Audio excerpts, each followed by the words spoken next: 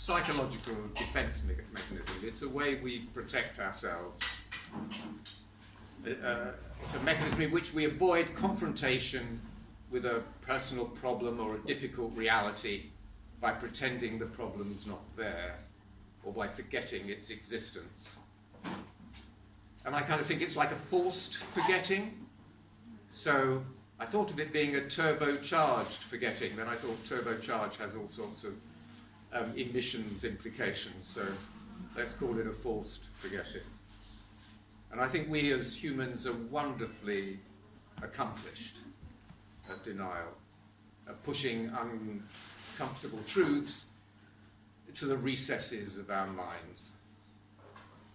In our personal lives, you probably all have examples where you have friends, or two friends, one of whom is having a long-standing affair, and you cannot for your life of you understand why the partner doesn't know this is going on, or you think they must know and therefore you say nothing. But people have the capacity for not knowing, and the person having the affair has also the capacity for pretending that they're not. This is ordinary human experience, I think.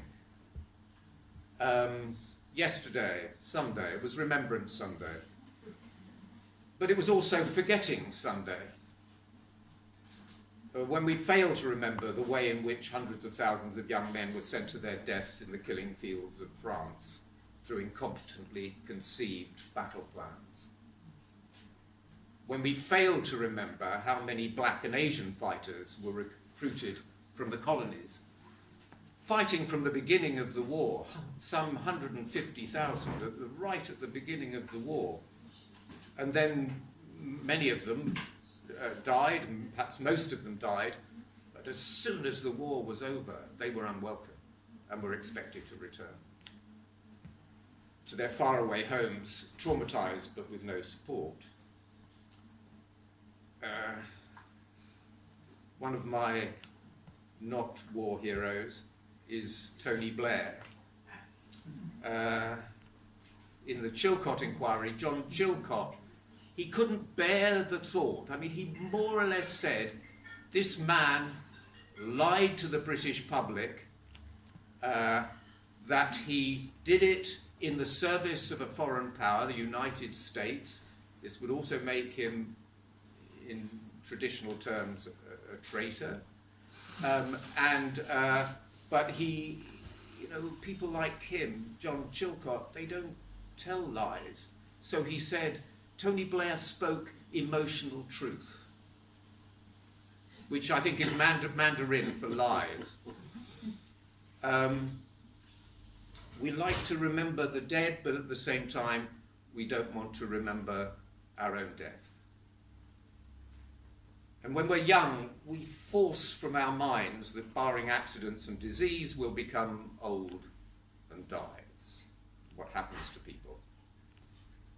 And the way some people distance themselves from the elderly, they're not like me, or disabled people, they're not like me, and discriminate against them, involves a denial of this unwanted aspect of themselves. So it's a denial of self, an incomplete self, because we are disabled and we are old people, because that is our possibility. And in the case of being old, and it's our trajectory.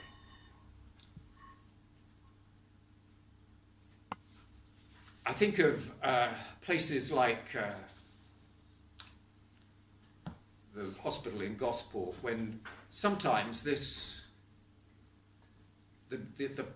neurotic consequences of denial tip over into brutality. So you will remember Harold Shipman, who killed off hundreds of people. But in a way, it's often the worst kind of denial in these situations. Involves those who see what's going on, but don't say anything. In Gosport Hospital, patients who were not in imminent danger. I mean, one chap went in, he had a he'd had a dislocated shoulder.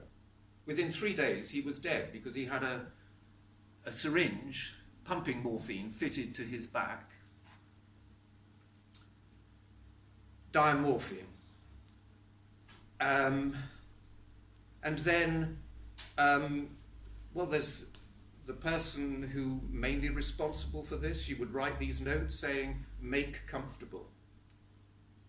And then the nurses knew make comfortable means you fit a syringe pumping diamorphine into someone's back so they can't reach behind them and take it out.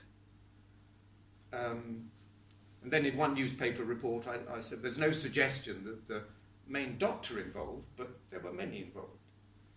There's no suggestion that she deliberately took the lives of her patients. How many of you watched The Bridge? I did. Yeah. There's this, the detective, Saga, and she has this capacity for cutting through crap. So when Gosport happened, I wrote a letter to the paper. Unfortunately, this particular letter didn't get published, but I'll read you the letter. Where was Saga when she was needed in Gosport Memorial Hospital? The relentlessly dispassionate detective from the BBC's The Bridge would have cut through the delays and missed opportunities for saving lives. The statistics would have shown up either egregious group incompetence or something more sinister. From complaints of relatives, she would have deduced the implications of inappropriate treatment with lethal doses of heroin given to a fit person entering hospital without pay. She would have considered other occasions when people in a position of vulnerability, elderly people, as in this case, but also children and young people in public care or in boarding schools have been subjected to abuse. She would have known of the mass murders by Harold Shipman and the abuse in plain sight by Jimmy Savile, Cyril Smith and others, and she would have teased out who knew what, when. She would have thought of other times when people are drawn into routinely carrying out malevolent instructions. So playing out the banality of evil, which we may think is being played out in climate change too. And I think I'll come on to Extinction Rebellion as sort of requiring Saga's support later. And maybe we found her.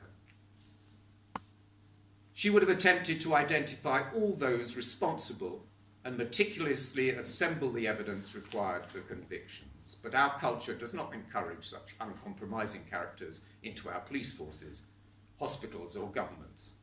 Gosport has happened before and will happen again and again without a massive cultural shift whereby every life and every death is equally valued, and honesty and openness replace the fierce defensive image in our caring institutions. The denial of death, of aging, of disability, are all about denying our bodies and our connections, the connection of our bodies to nature and natural processes. The education systems that we have in our societies and the dominant ways that people think about society and that shape our cultures are designed to delude us into thinking that our minds are us and our bodies are them. And the material conditions for sustaining them in nature are outside of us and separate from us. Maybe this is worse for men who make such a fuss when bodily disorders intrude that a small cold gets called man flu. A refusal to take climate change seriously is another form of denial of our bodies and their connection to nature. But it's also propelled by denial of the limits to capitalism. So you can see why it is fiercely resisted. Naomi Klein has done a lot to draw that equation together in her book, This Changes Everything, Capitalism versus the Climate. And I sort of thought climate change, it's not the beginning of the matter. it's towards the end of the matter. It's more like the lettering on the tombstone than the digging of the grave. Because we already have 2/3 loss of animal life, in the last 70 to now, what's that, nearly 50 years. Loss of pollinators, loss of essential life supports. There's a physicist, a rather very good physicist who writes brilliantly about physics, called Carlo Rovelli. And he said, "I believe that our species will not last long. It doesn't seem to be made of the stuff that's allowed the turtle, for example, to continue to exist more or less unchanged for hundreds of millions of years. We belong to a short-lived..." Is that about 10? 1 minute. Well, I'll go on a bit if that's okay. Okay. A short-lived genus of species. All of our cousins are already extinct. What's more, we do damage. The brutal climate and environmental changes which we have triggered are unlikely to spare us, especially since public and political opinion prefers to ignore the dangers, and I'd say denies the dangers. Hiding our heads in the sand, we're perhaps the only species on Earth to be conscious of the inevitability of our individual mortality. I fear that soon we will knowingly watch the coming of our own collective demise. And there are unexpected collaborators. So I think George Monbiot was right in picking out David Attenborough as fueling the denial industry in a way, in his portrayal of the natural world. And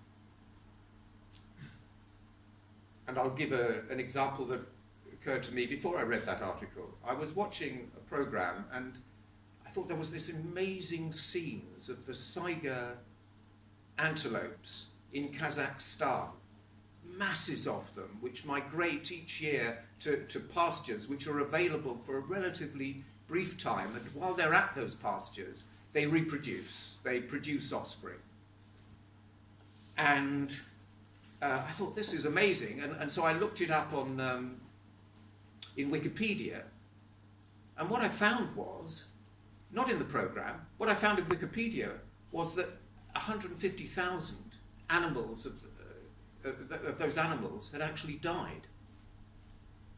And then, while I was preparing this and looked up those animals again, and I remember people saying, well, it was probably something to do with climate change, because where you've got migrating species, they're very vulnerable to changes in the appearance of their preferred food. I mean, it happens to butterflies and birds and so on. But you can't prove it in this one dramatic death case. But then when I looked it up just now, I found the filmmakers who made the Planet Earth 2, episode 5, watched this extinction. And it wasn't, they watched 150,000 animals die in 3 days. And it's not mentioned in the program. I'll stop for a minute. Okay, thank you, Tony. But I have an upbeat, so... Yeah. Have a second go. Right, so we come to our second listening exercise now. This is a chance for you to process